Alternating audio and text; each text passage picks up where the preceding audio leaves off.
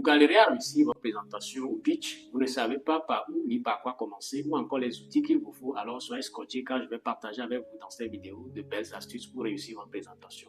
Vous aurez également droit à un bonus à la fin, soyez juste branchés. Pour commencer, une petite anecdote, prenons un peu l'aspect pédagogique de la chose où je suis parfaitement d'accord avec vous qu'aujourd'hui l'intelligence artificielle automatise et économise la plupart de nos actions, que ce soit en termes de conception, d'animation, de montage et que sais-je encore. Mais il y a un mais, parce que tous ces outils fonctionnent la plupart grâce à Internet, une première limite. Et je vous dirais surtout qu'il vous faut maîtriser la matière ou la substance plutôt que l'emballage. Efforcez-vous à maîtriser les outils classiques de présentation comme PowerPoint par exemple. Vous aurez certainement de la matière à transmettre ou à revendre et vous vous en sortirez en cas d'imprévu comme l'indisponibilité d'Internet par exemple. Enfin, on peut considérer les outils comme un accélérateur plutôt qu'une fin en soi. Alors, rentrons dans le vif du sujet. La première technique ou le premier point, c'est que vous devez planifier, structurer votre présentation en définissant l'objectif. Vous devez être clair sur le message principal que vous voulez faire passer. Tout au long de cette vidéo, je vous montrerai un exemple de sujet de présentation portant sur l'esprit d'équipe pour illustrer mes dires. Le message que nous véhiculons ici, dans ce cas pratique, c'est l'esprit d'équipe. Donc, tous nos développements tourneront autour du thème esprit d'équipe. Ensuite, vous devez organiser vos idées en structurant votre présentation avec une introduction, un développement en plusieurs points et une conclusion bien sûr. Et pour finir ce premier point, vous devez faire un plan en établissant un ordre logique pour vos diapositives. À titre d'exemple, notre objectif c'est de parler de l'esprit d'équipe. Donc inévitablement, nous devons organiser des idées autour de ce thème en abordant des rubriques. À titre d'exemple, nous parlons tantôt de l'esprit d'équipe. Donc vous avez ici un exemple de plan de présentation où je vous déroule peut-être quelques points qui sont l'introduction, l'importance de l'esprit d'équipe, les caractéristiques d'une équipe efficace, les techniques pour renforcer l'esprit d'équipe, des exemples de succès, une conclusion et puis des questions-réponses.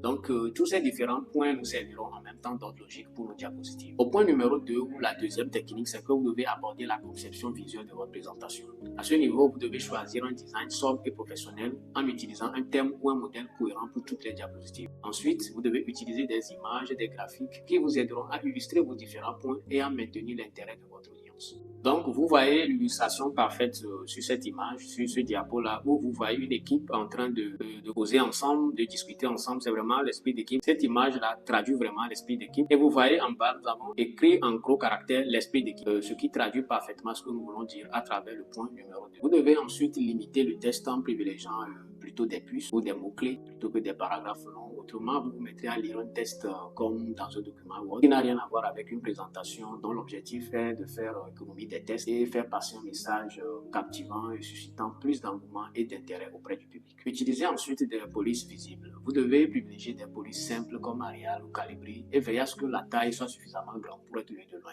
Des tailles comme 44, 50 ou 60. Rassurez-vous, le nombre de slides ne détermine pas la durée de votre présentation parce que vaut mieux prendre des polices qui sont de taille 40, 50 pour que les gens puissent lire suffisamment de loin plutôt qu'une dizaine de slides où les gens ne liront pas du tout votre contenu. C'est vous qui donnez le ton et vous devez pouvoir arriver à conquérir le public à travers ce que vous dites dans votre présentation. Assurez-vous qu'il y ait un bon contraste entre le texte et l'arrière-plan et utilisez les couleurs avec parcimonie. Vous devez choisir une teinte de couleur pour l'ensemble de vos diapos. Le rouge, par exemple, du bleu foncé et du vert accentué, maximum 3 couleurs. Comme vous le voyez illustré parfaitement sur ce diapo ici, vous voyez que le gros titre en haut est en rouge, comme nous l'avions décrit tout à l'heure. Le second titre en bas qui est en vert accentué et les différentes puces qui sont en bas sont dans une couleur. Nous abordons à présent le point 3 ou la troisième technique qui est le contenu.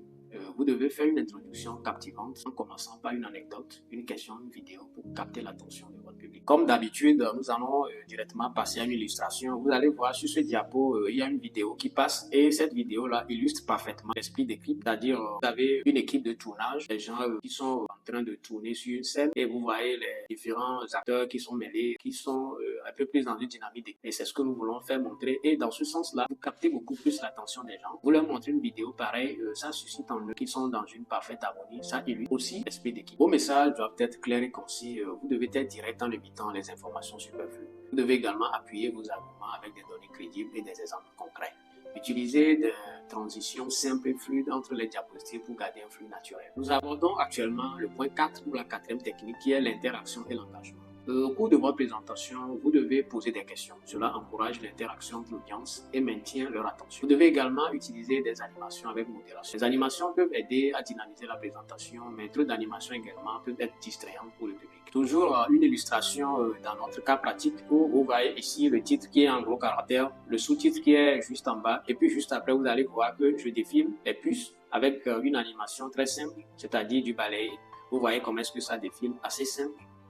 Pas trop de fantaisie parce que cela deviendra distrayant pour votre public. Au cours de votre présentation, vous devez également raconter des histoires, des anecdotes qui peuvent rendre votre présentation plus mémorable. Je me souviens sur les bancs d'école, souvent des événements très mémorables, les profs qui nous racontaient des blagues, qui nous racontaient des histoires pour détendre un peu l'atmosphère. Ce sont des choses souvent que nous gardons beaucoup plus que les cours qui sont copiés au tableau, qui sont dictés dans le cahier. Donc le charisme du professeur, son attitude, sa manière de transmettre son cours sont souvent des événements que nous retenons le plus que le cours que nous copions très souvent dans les cahiers. Donc, vous pouvez en faire autant pour garder le sens cognitif de votre public. Nous venons de finir comme ça le cas technique ou 4 astuces. Et sur ces 2 derniers points qui viendront, j'ai fait une vidéo digne d'un masterclass que je vous mets en ligne ici sur les secrets de l'art oratoire. Si vous voulez maîtriser les techniques de l'art oratoire, alors cliquez là-dessus et le tour est joué. Si vous voulez d'autres thématiques, d'autres astuces encore sur d'autres sujets, alors n'hésitez pas à mettre le gros pouce, à vous abonner si vous ne l'avez pas encore fait, activer la cloche de notification pour ne rien rater de mes prochaines vidéos.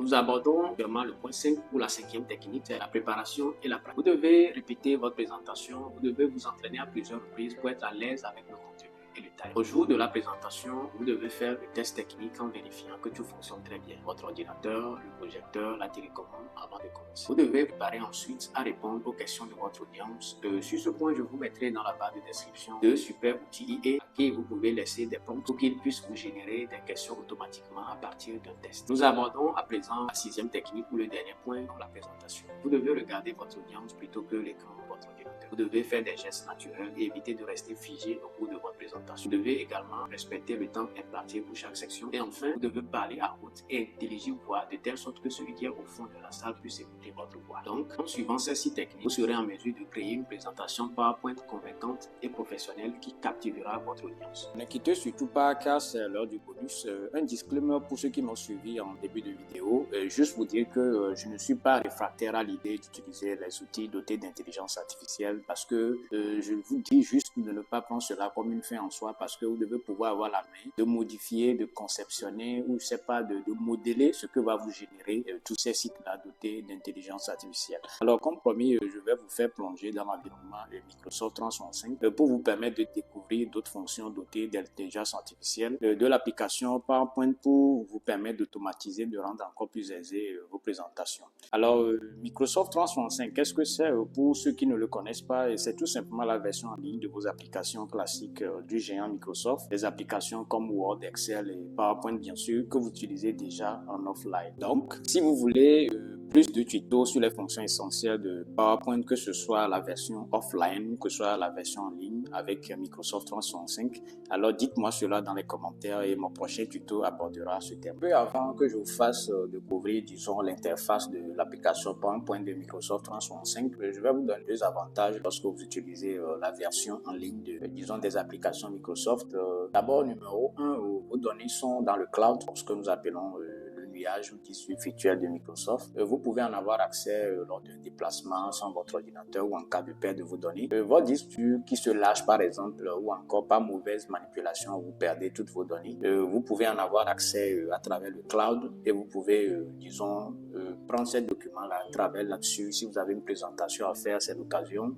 Vous avez peut-être un budget que vous avez déjà élaboré, que vous voulez présenter aux gens. C'est facile de pouvoir retrouver tous ces documents dans le cloud au cas où vous vous rendez quelque part, vous n'avez pas votre ordinateur, vous perdez vos données par inadvertance par exemple. Donc c'est la toute première fonction. Et la deuxième fonction essentielle également, c'est que vous avez accès à plusieurs fonctions dotées d'intelligence artificielle dont vous n'avez pas accès dans le PowerPoint classique ou encore lorsque vous travaillez en offline. Alors Microsoft 365, comment y avoir accès? C'est assez simple. Vous allez sur le site de Google, vous tapez dans la barre de recherche Microsoft 365, tiens c'est juste là, je clique là-dessus.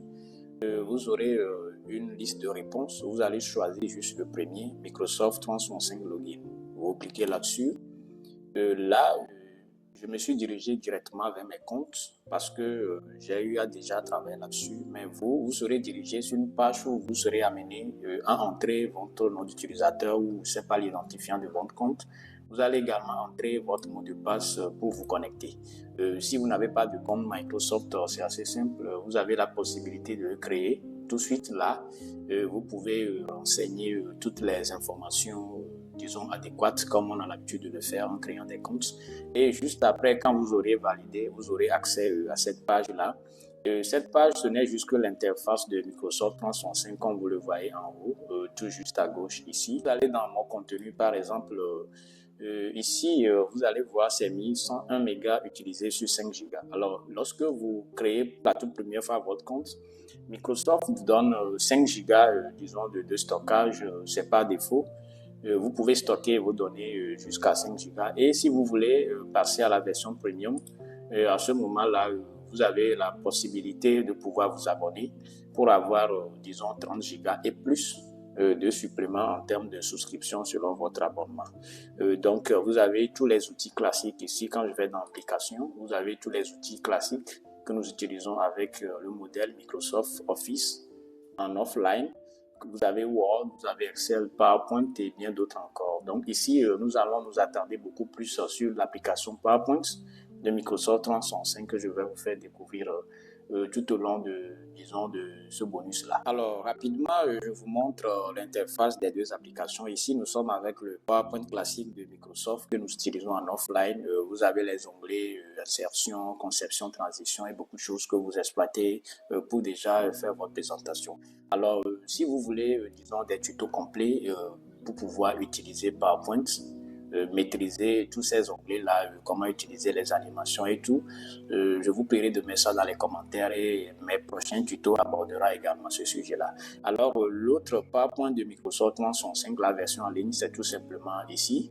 Vous voyez que les onglets sont toujours les mêmes. Vous pouvez aller dans Accueil, dans Insertion, beaucoup de choses que vous pouvez également appliquer pour pouvoir automatiser ou bien, je sais pas, faire vos conceptions et vos présentations. C'est également la même chose. Alors, nous allons beaucoup plus nous attarder sur le PowerPoint de la version en ligne de Microsoft 365. Je vais vous faire découvrir 3 fonctions géniales sur cette application-là que vous pouvez exploiter pour pouvoir améliorer vraiment vos présentations. Donc, sans plus tarder, je vais vous faire découvrir la première fonction. Vous allez dans le menu Accueil et vous verrez tout juste à droite ici, vous avez un enregistreur de micro en couleur bleue. Donc, à côté, vous avez une flèche descendante. Lorsque vous cliquez là-dessus, vous avez toute une liste de langues que vous pouvez choisir en termes de transcription. Donc, moi, ici, je vais choisir le français, bien sûr. Disons, cet outil, vous pouvez l'utiliser lorsque vous avez un discours à rédiger ou soit vous voulez rédiger un script et vous manquez d'idées, vous manquez d'inspiration, vous pouvez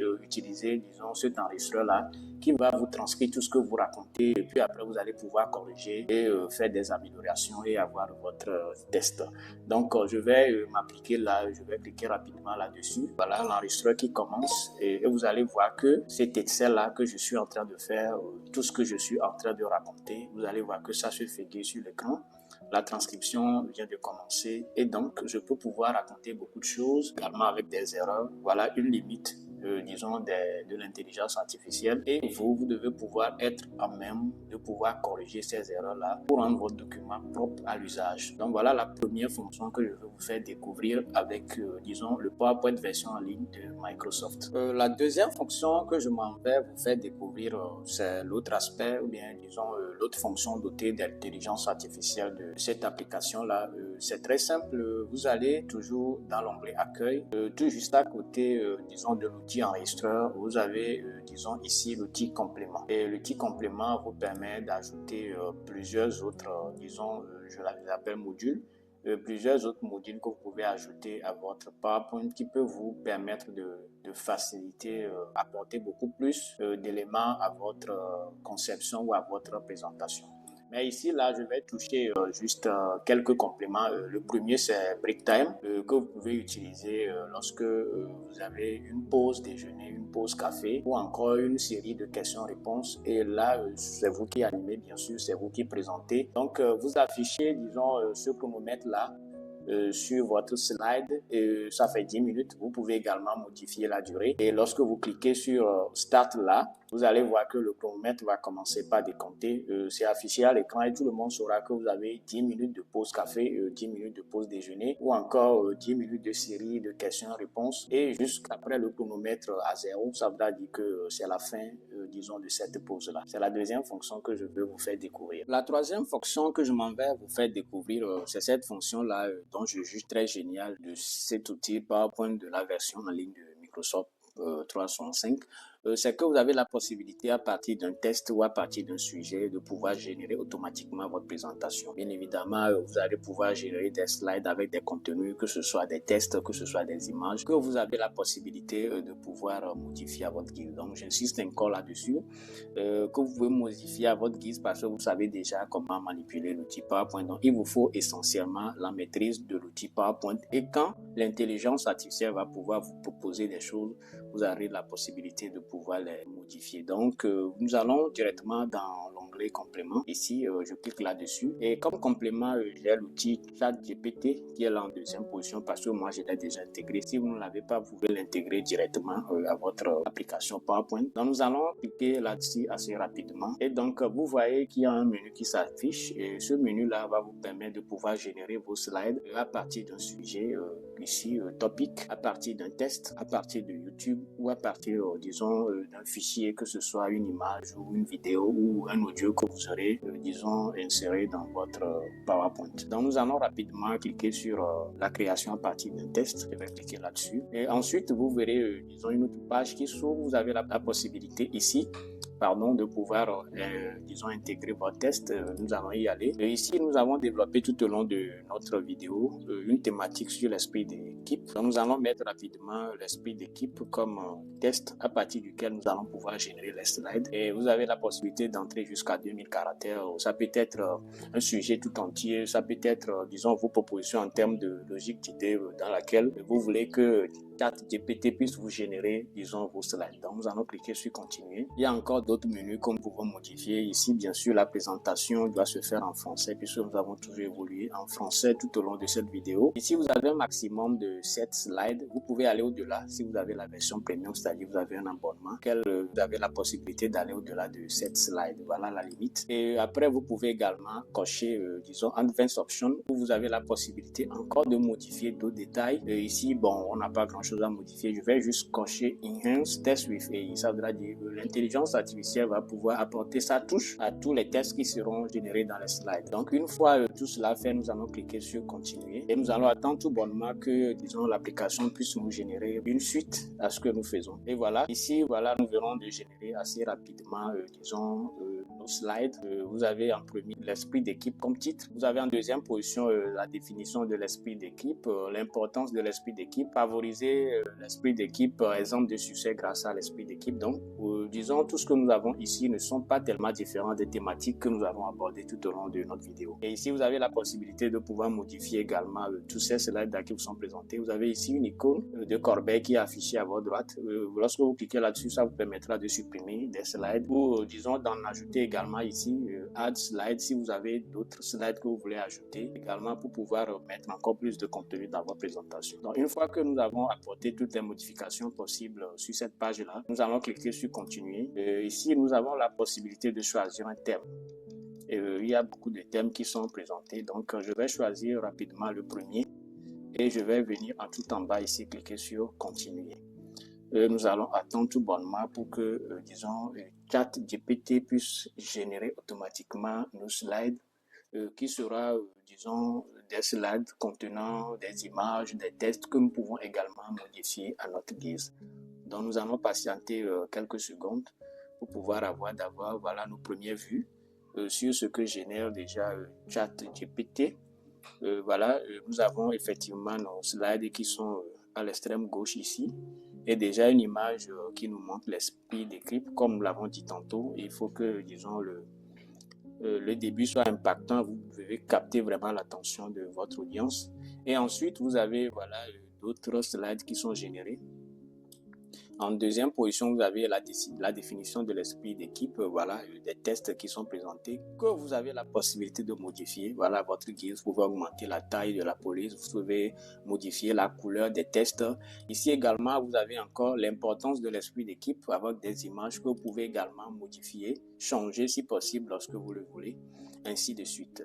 Donc voilà ce que génère ChatGPT intégré à l'outil PowerPoint de Microsoft 365 en ligne. Donc, une fois que vous avez, disons, apporté toutes les modifications à votre présentation, que vous avez modifié les écrits, que vous avez modifié les images à votre guise, vous avez la possibilité alors de pouvoir exporter vos documents en cliquant sur Fichier ici et puis vous cliquez sur Exporter. Donc, vous avez la possibilité d'importer vos documents sous le format PDF, exporter vers des fichiers ODP ou exporter des fichiers images. Donc, vous avez la possibilité en ces trois choix-là de pouvoir exporter votre document.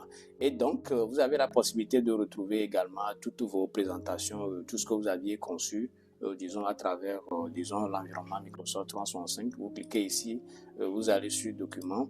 Et vous avez la possibilité ici de retrouver tous les documents que vous avez eu à conceptionner ou, disons, les documents que vous avez créés depuis lors que vous utilisez Microsoft 365 en ligne. Donc, vous pouvez avoir la possibilité de pouvoir supprimer certains documents, de pouvoir y accéder également en cliquant là-dessus. Et donc, voilà, disons, l'avantage que vous avez à utiliser Microsoft 365. Et donc, vous allez voir ici tout en bas, il est mis stockage 0,1 giga utilisé sur 5.